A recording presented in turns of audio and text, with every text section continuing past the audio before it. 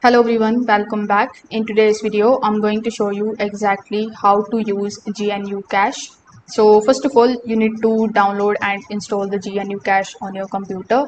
For that, you need to come here on gnucash.org. So over here, you will find a bunch of different download options. So based on the system that you have or the system in which you want to install the software, you need to select that particular section. This way, that particular setup is going to be downloaded successfully and will start download. So you just have to click on that and simply install the setup on your device. Now once the installation is completed successfully, you will get access to all of its features.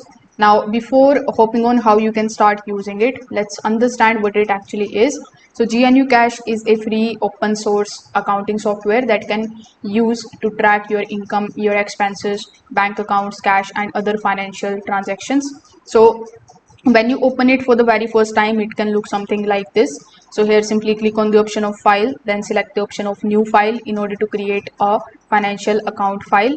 Afterwards, you need to choose the currency and select the accounts that you want to create, such as bank, cash, income or expenses. So once your accounts are set up, you can then open the account where you want a record to transaction. So once that is also done, you can just simply scroll down and start putting all of your transactions one by one. So once everything is done, you are going to see the complete summary, and make sure that you also save the changes in order to save those files. So if this video helped you out, consider subscribing to the channel and liking the video.